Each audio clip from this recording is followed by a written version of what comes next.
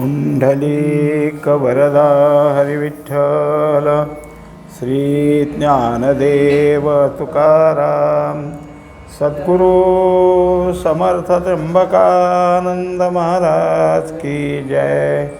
माऊली ज्ञानेश्वर महाराज की जय। जगद्गुरु तुकाराम महाराज की जय। श्री गुरुदेव दत्त।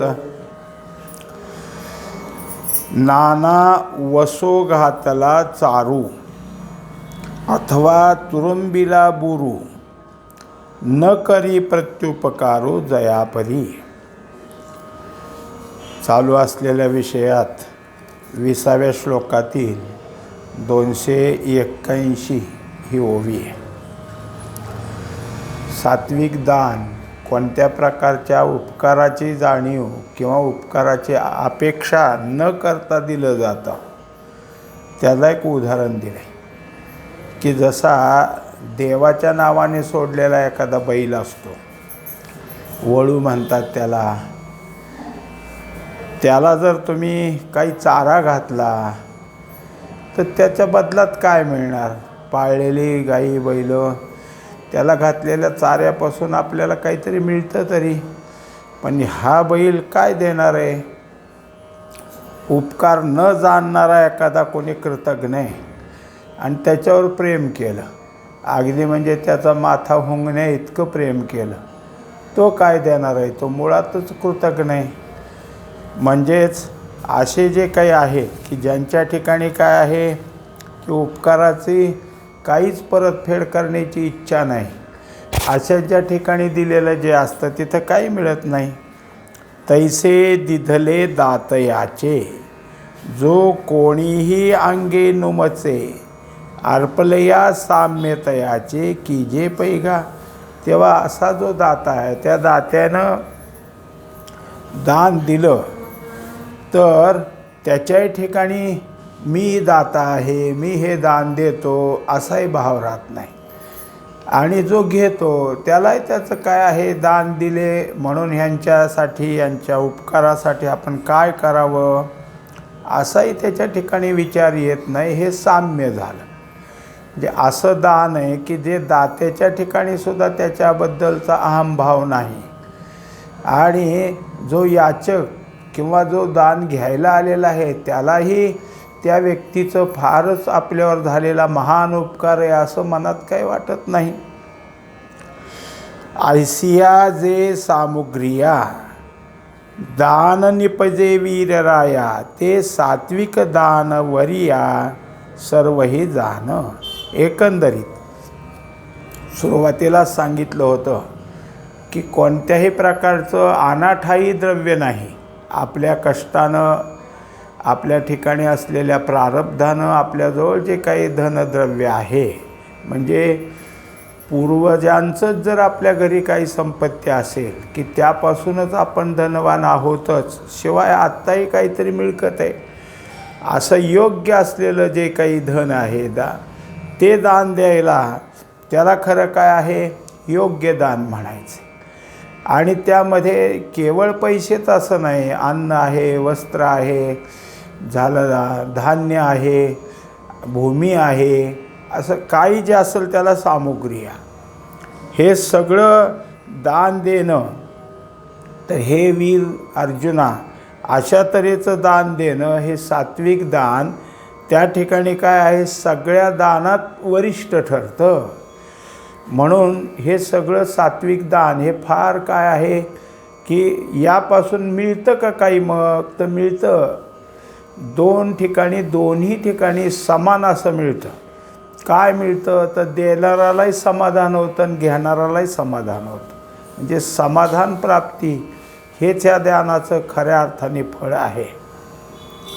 आणि तोची देशू काळू घडे तैसाचे पात्र मेळू दान भागू ही निर्मळू न्यायगतू।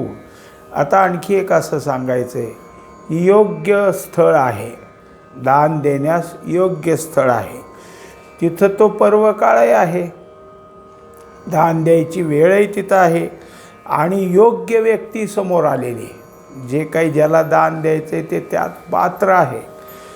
शिवाय याच्याजवळ दान देण्याच्या सगळ्या काही असलेल्या सामुग्री आहेत, जो दान द्यायला आलेला आहे त्याच्याकडं. पण यापासून काय मला मिळतं असा त्याच्या ठिकाणी विचार आहे. तेव्हा असा जर काही असेल तर तो जो काही आहे त्याच्यासाठी आता आपण काय आहे की वेगळाच असा त्याच्या ठिकाणी पाहायचं की हा सात्विक नसून हा राजसी आहे. यत्तुपत्युपकारार्थं फलमुद्दिश्य वा पुनः दीयते च परिक्लिष्टं तद्दानं राजसंस्मृतं. शेवटच्या ओवीत जे काही राजस गुण दाखवायचे त्याचा आता काय आहे, उकल केलेला आहे. असा जो कोणी आहे तो दिलेल्या दानाचा उपकार आपण आपले समजावेत किंवा त्याच्यात परतफेड काहीतरी व्हावी असा विचार करून, असंच फल मनात ठेवून, या फलाचा उद्देश ठेवून तो दान देतो. पण जी वस्तू त्याला दान द्यायची ती देताना फार कष्ट होते. पैसे देताना सुद्धा मनातनं काय करू, जसं देवापुढे गेल्यावर मनुष्य नाणं ठेवावं वाटतं, पण खिशात हात घातल्यावर हे 5 रुपयाचं दिसतंय, हे 10 रुपयाचं दिसतंय, असं करून सरकत 1 रुपयाचं नाणं कसं सापडल असं पाहतो. तसं याच्या ठिकाणी काय आहे की ते द्यायचं त्याचं फार कष्ट त्याला होतात. अशा तऱ्हेचं दान देणारा जो कोणी असतो त्या दानाला राजसी दान असं म्हणतात. परी मनी धरोनी दुबते चारिजे जेवी गाईते का पेव करुनी आईते पेरू जाईजे. त्याने आता त्याला उदाहरण दिलं की जसं गाय, दुभती गाय, मग तिच्यासाठी लागत असलेलं गवत, तिला लागत असलेलं काय आहे खुराक, ह्या सगळ्या गोष्टी काळजीनं द्यायच्या. याचं कारण काय तर तिच्यापासून दूध भरपूर मिळावं. मग दूध भरपूर मिळावं म्हणून त्या गायीची सगळी सेवा केली असं दिसून येतं आणि त्याला कुठल्याही कमी पडू देत नाही. हिला जर कमी पडलं तर दूध कमी निघेल ना. म्हणून जितकं तिच्या ठिकाणी सांभाळ करायचा की जेणेकरून आपल्याला दूध प्राप्त होईल. दुसरं उदाहरण दिलं की पेव असायचे पूर्वी. धान्य भरपूर पिकलं की जमिनीतच अगदी जिथं पाणी वगैरे लागत नाही अशा जमिनीत खोल असं खड्डा केलेला असायचा आडासारखा, त्याला पेव म्हणायचे आणि त्याच्यात धान्य भरायचं आहे. पण मग पेरणीला जायच्या अगोदरच हे पेव स्वच्छ करून ठेवायचं, कारण पिकून आल्यानंतर तिथं आपल्याला काय करायचं आहे, धान्य ठेवायचं आहे. मग पेरणीला जायच्या अगोदर पेवाचं सगळं नीटनीटकं बघायचं. याचा अर्थ मला हे पेव भरून धान्य मिळावं, एवढं पीक पिकावं हा उद्देश तिथं ठेवला. नाना दिठी घालूनी आहेरा आवंतू जाई जे सोयरा का वाण धाडी जे घरा ओवसया चिया. आता त्यांनी दाखवलं की जे काही कार्यक्रम करायचा आहे त्या कार्यक्रमात सगळ्या नातेवाईकाला, इष्टमित्राला, सगळ्याला आमंत्रण द्यायचं. पण हे कशा करता, मग त्याच्यापासून काय आहेर मिळतोय ते पाहिला आणि त्याचं काय उद्देश. जेव्हा हे सगळा कार्यक्रम पार पडतो आणि जेव्हा जे काही देणारे देते तेव्हा चांगली मोठी यादीच तिथं बनवायची, कोणी काय दिलं आणि पुन्हा ते जाहीर करायचं, ह्याचं नाव त्यांनी इतकं दिलं आहे, त्याचं नाव त्यांनी इतके दिलं आहे. हे सगळं काय आहे की तो कार्यक्रम झाला खरं, पण त्यापासून काय आहेर मिळाला याकडं लक्ष, किंवा आहेर मिळावा म्हणून तो काढलेला कार्यक्रम.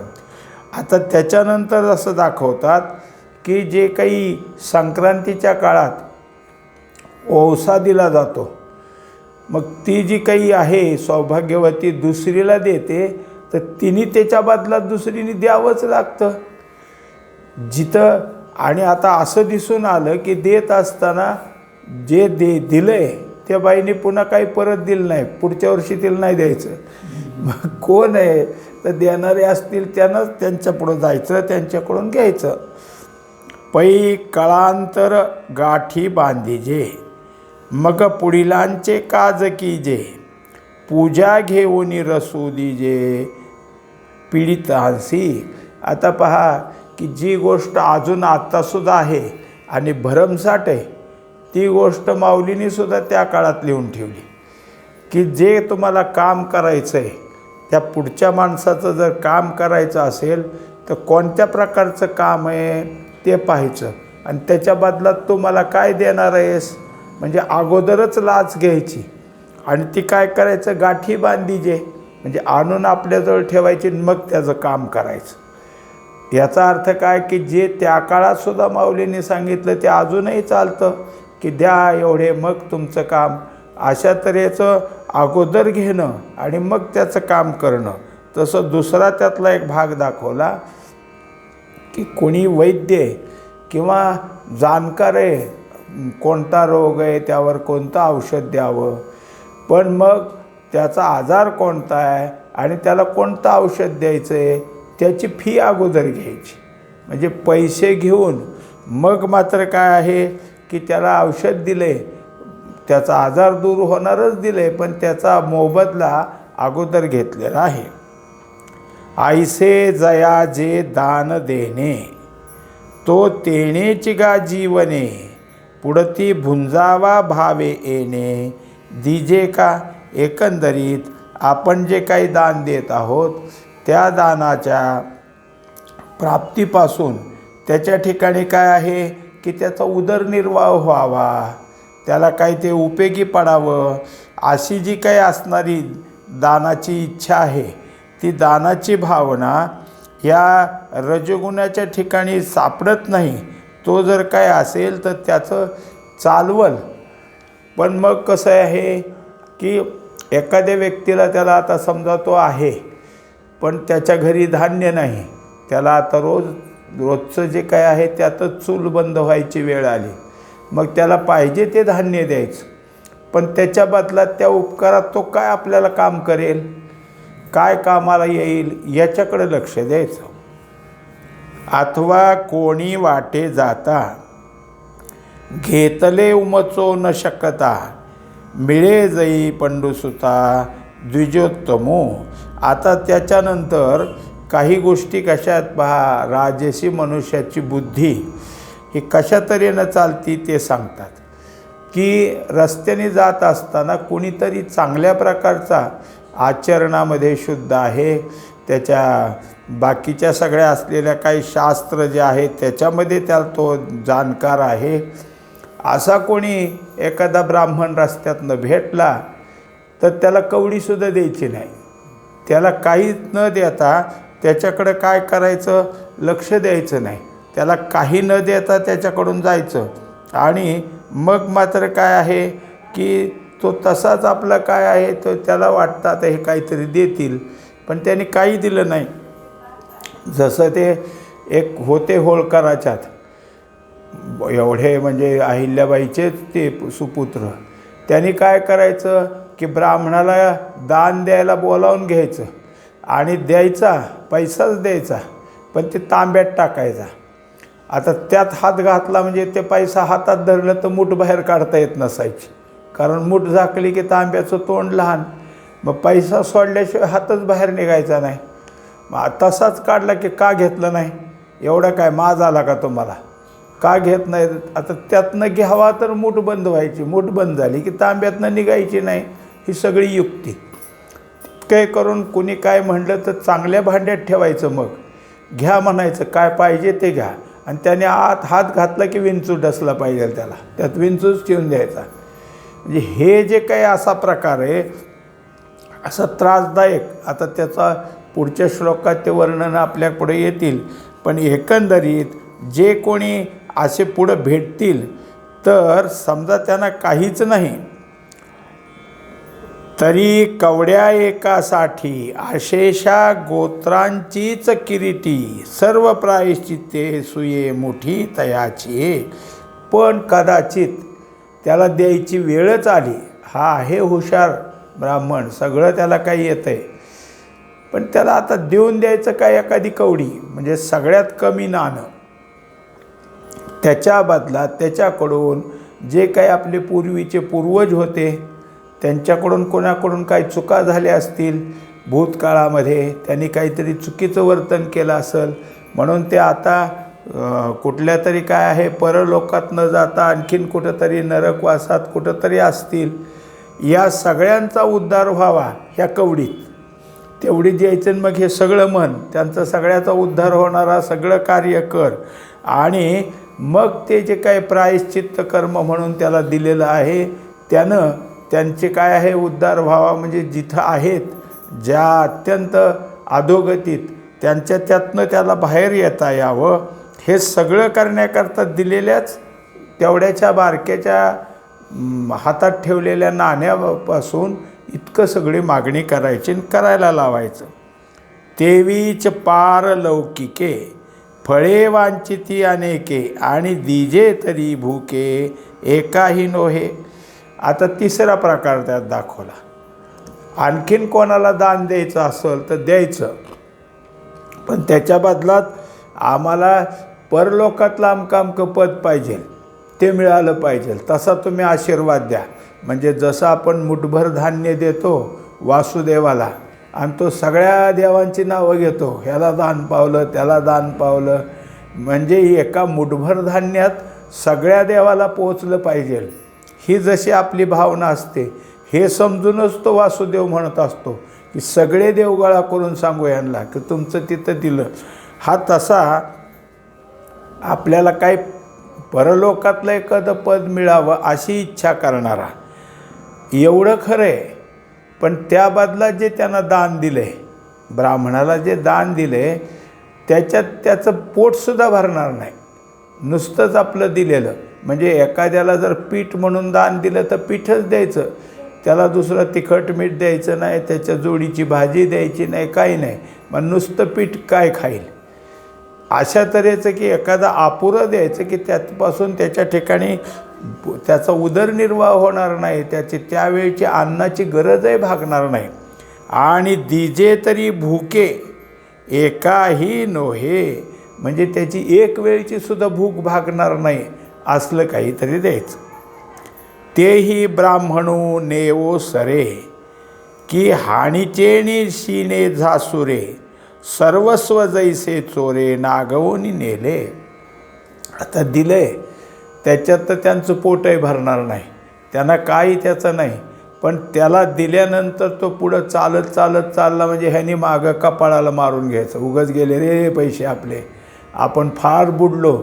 असं सांगतात की सर्वस्व नेले चोरे नागवून, म्हणजे मला सगळं काय आहे जसं चोर आला म्हणजे तो घर धुवून घेऊन जातो तसं ह्याला दिलेल्या दानाने मी फार खर्चात आलो, माझं फार नुकसान झालं असा शोक करत बसायचं.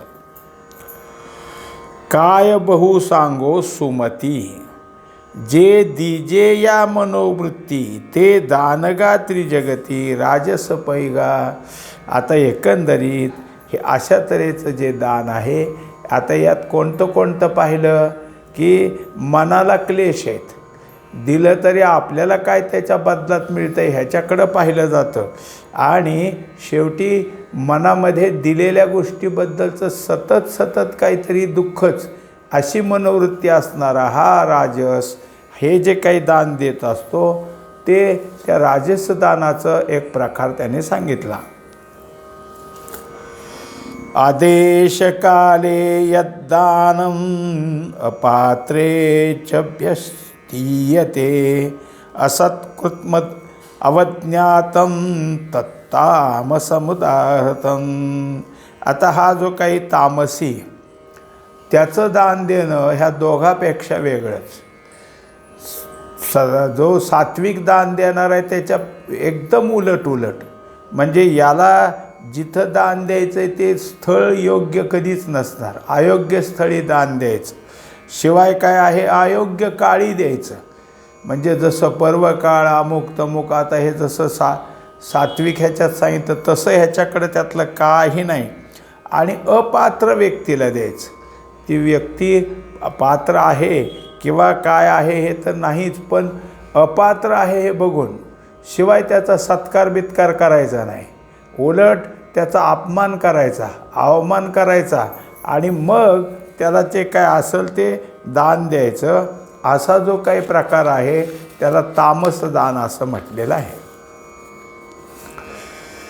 मग म्लेंछाचेनी वसवटे दांगणे हन कैकटे का शिबिरे चोखटे नगरीची ते. आता याचं दान द्यायचं स्थळ सांगायला सुरुवात केली. कुठं दान देतो हा, तर जे म्लेंछ लोक राहतात यवन, त्या यवनाच्या वस्तीत जाणार. आता कारण ते जर ह्या दानाचे सपात्र तर नाहीतच, पण त्यांची वस्ती त्यातली नाही, अशा ठिकाणी दान देण्याकरता ते एक ठिकाण काढलं. दुसरी गोष्ट काय आहे की अरण्य, घनदाट अरण्य, आणि तिथं गेला असता सगळं काय आहे सगळीकडं घाणीचं साम्राज्य म्हणजे दलदल आहे.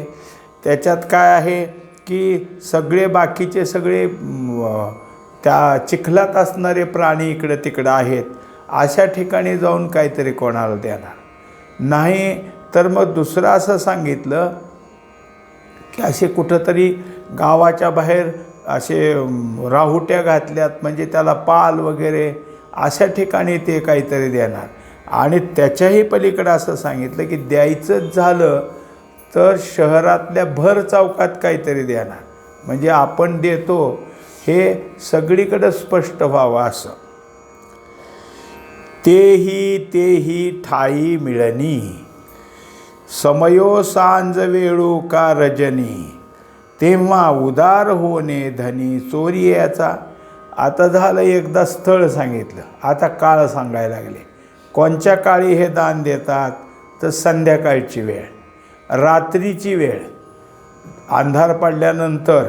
आणि जे द्यायचं आहे ते पदरचं नाही, चोरून आणलेलं, कुठून तरी काहीतरी करून चोरून आणले ते, अशा वेळेस ते दान द्यायचं. पात्रे भाट नागरी सामान्य स्त्रिया का जुवारी जिये मूर्तिमंते भुररी भुले तया. आता त्यांच्या ठिकाणी दान देत असताना काय आहे की जे त्याची काय स्तुती करतील. भाट जो असतो तो राजाचा देवाचा स्तुती करणारा आहे, पण ह्याची स्तुती करणारा आता हा तर तामसी, परंतु त्यालासुद्धा आता काय आहे तुम्ही असे तुम्ही तसे असा म्हणणारा जो कोणी असेल त्याला काहीतरी देणार. त्याच्या नावानं वाजंत्री वाजवणारे, नगारे वाजवणारा असा जर कोणी असेल तर त्याला देणार. नाच गाण्या करणाऱ्या किंवा सामान्य स्त्रिया त्यांना देणार. जुवारी जुगार खेळणारा जो कोणी असेल त्याला काहीतरी देत राहणार. आता पुढेही सांगितलं रूपानृत्याची पुरवणी ते पुढा डोळे भारणी गीत भाटिवतो श्रवणी कर्ण जपू. आता जे काय आहेत की रूपवान आणि नृत्य करणारे असे जे रात्रीचेच असतात खेळ, त्या खेळात जाऊन त्या स्त्रियाहून पैसे ओवाळून टाकील, त्यांच्या हातात पैसे देईल. दुसरं काय आहे की ते पुढा डोळे भारणी, म्हणजे ज्याला आपण नजरबंदी म्हणतो. काय आहे तो गारुडी कसा काय करतो की हातात माती घ्यायची, असं असं केलं की रुपया बाहेर पडतो, ही नजरबंदी. असे गारुडी, वाजंत्री लावून खेळ करणारे कोल्हाटी, यांच्यासाठी काय असेल ते जवळचं सगळं देत राहणार. आणखीन जे कोणी असतील की गीत भाटी व तो श्रवणी, भाट जसा अगोदर भाट सांगितला तसंच जसं काय असतं पूर्वी दळण दळायच्या बायका, आणि ते दळण दळताना मग घरातले ह्याचं त्याचं नाव घ्यायचं, ह्याचं नावाने काय म्हणायचं त्याच्या नावाने, म्हणजे मुलाच्या नातवाच्या बाहेर तिकडं परगावी दिलेल्या मुलीच्या अजून कोणी त्यांची नावं घ्यायची, त्यांच्याबद्दल काही स्तुतीपाठ करायचे. असं ह्याचं नाव घेऊन जो गाणं म्हणत असेल त्याला एक पैसे देणार. आणि दुसरे किती जे आहेत की ते सगळे त्या प्रकारचे त्यांना दान देण्यामध्ये याला फार आनंद होतो. आणि दुसरं जो मुळातच काही त्याला कळत नाही असा भ्रमिष्ट आणि त्याचा भ्रम अधिक वाढावा असं त्याला देत राहणार. तयाही वरी आळूमाळू जई घे फुला गंधाचा गुगुळू तव भ्रमाचा तो वेताळू अवतरे तैसा. आता त्यानंतर सुद्धा त्याच्या ठिकाणी दान देण्याकरता काही वेळेला काय असतं की अशी काही सुगंधित फुलं आहेत की ज्या फुलाचा वास घेतला असता त्याच्या ठिकाणी काय होईल तर अंगात जसं वारं संचारतं तसं त्याच्या ठिकाणी एक भ्रम तयार होईल. आणि मग त्या भ्रमामध्ये आता त्यांनी दाखवलं की एक वेताळ म्हणून जे काही गावाच्या बाहेर असणारा दैवत म्हणून असतं ते जसं आहे.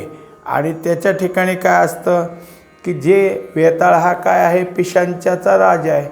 मग त्याच्या ठिकाणी जसं जाऊन त्या वेताळाचं राजत्व घ्यायचं म्हणजे हा काहीतरी त्याला काय आहे भूतबाधा झाली आणखीन काहीतरी झालं आहे त्या भ्रमात आहे. आणि तो भ्रम त्याचा जागा होण्याकरता जास्तीत जास्त त्या प्रकारची जी सुगंधाची त्या वासाची फुलं असतात ते त्याच्याकडे दाखवायची आणि त्याच्यातून हे सगळं निर्माण होतं. तेथ विभांडोनिया जग आणिले पदार्थ अनेक तेने घालू लागे मातंग गवादिसी. आता असं आहे की पूर्वी एक समाज होता ती टोळीच असायची की ते दरोडे घालायचं त्या समाजाचं काम दरोडे घालणं.